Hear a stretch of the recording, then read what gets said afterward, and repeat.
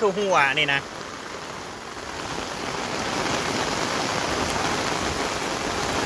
จะตกแห้งเลยพี่น้อง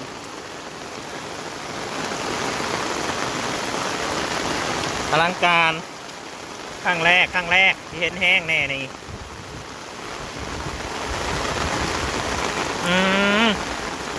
ลงให้หน้าเบิร์ด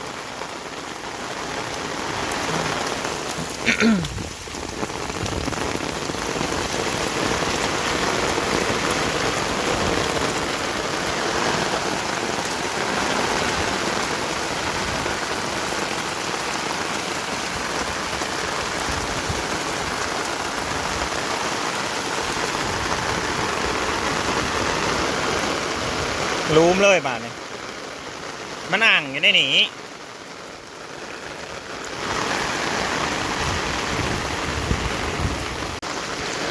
บักงัว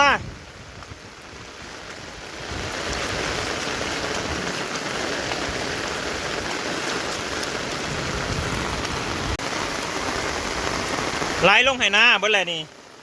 ป้านไว้บ่แม่นเป้งนะอีนาวมึงเอ๋ยไว้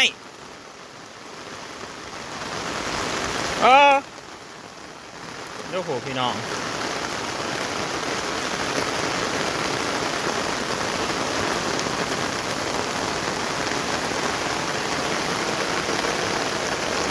เราไล่ลงน้อยเดียวเราบ่เต็มจะเผื่อน้องตัวนี้นะ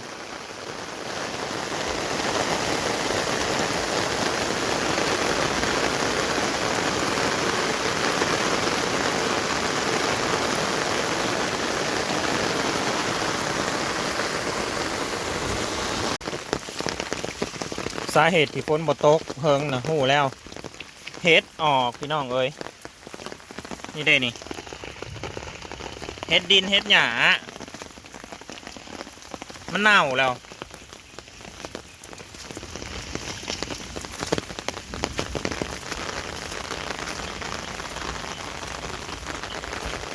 เน่าแล้ว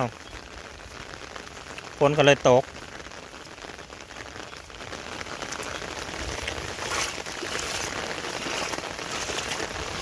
น้ำก็เป็นไหลอันนี้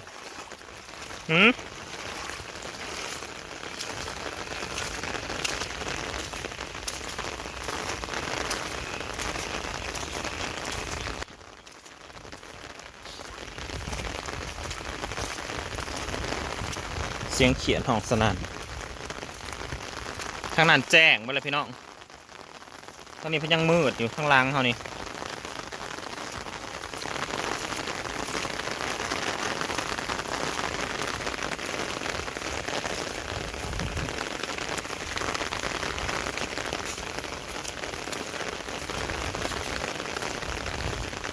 ตกแห้งอยู่ข้างบ่เฮิง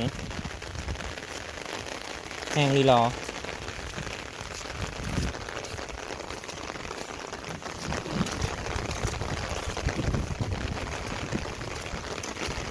ยังไหลลงมาอยู่น้ำกระ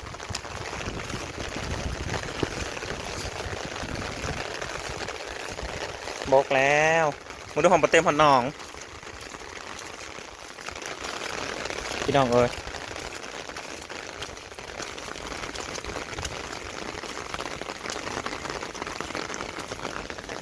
ไม่เต็มหนองเลย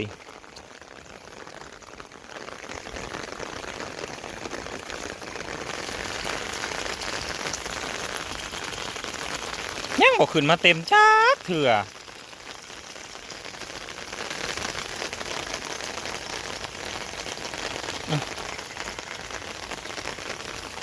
โทษเนาะ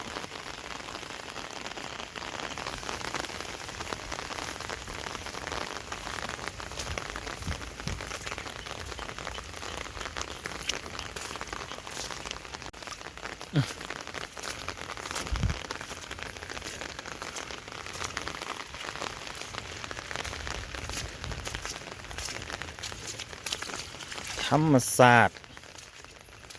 ธรรมชาติออกสำเนียงแบบนี้บอกธรรมชาติ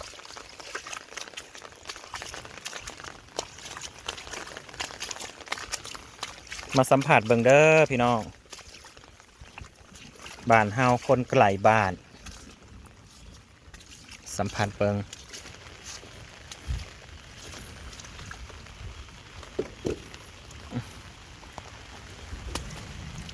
อ่ะก็ลูกค้าคาโอ้ย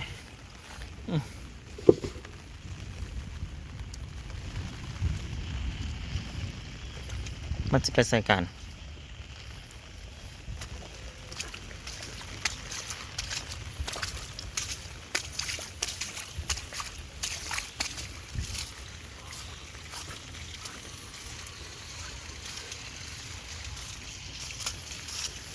งัวควายกับเย็นงัวฮอดสิหนาวพู้นแหละส่วนได้ปีส่วนได้อันพายุเขาดู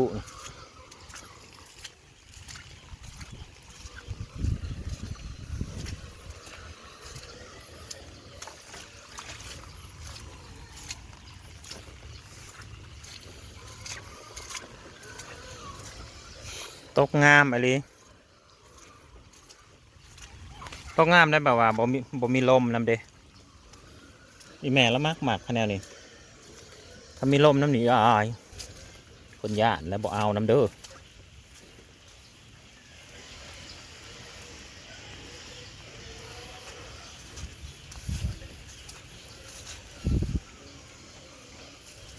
มักซิดาสุกสนั่นนี่คือเว้นมีผู้ใดมากินบ่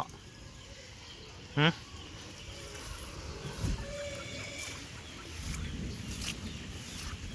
เมื่อแล้วบ่เนาะน้อยเมตตาเมื่อแล้ว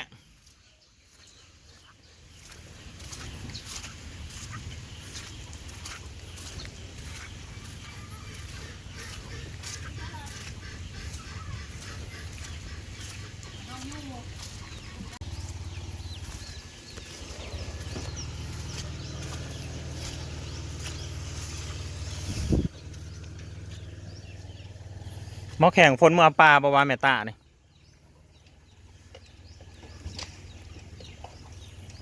เงียบพี่น้องบ่นี่เงียบสงบเลย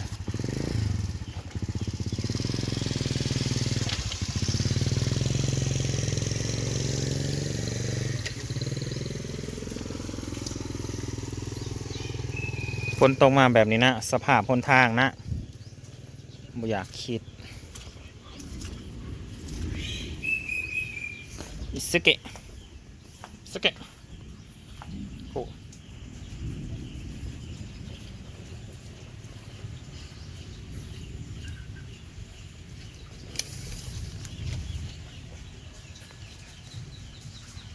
เอียงน้อยเอียงน้อย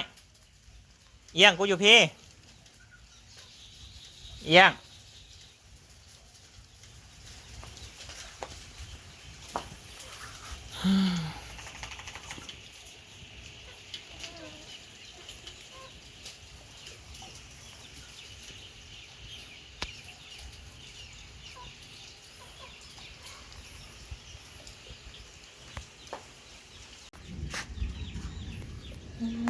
อากาศโคตรสดชื่นเลยบาทนี่พี่น้องเลย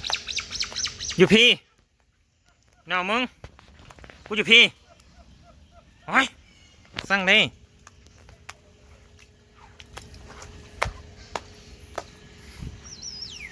ทางซ้ำสิเปื่อนนะทางโอเคพี่น้องให้เบิ่งภาพบรรยากาศไว้เพียงเท่านั้นเลยเนาะขอบขอบใจขอบคุญขอบคุณทุกคนที่ติดตามด้วยพี่น้องเด้อไปพบกันใหม่คลิปหน้า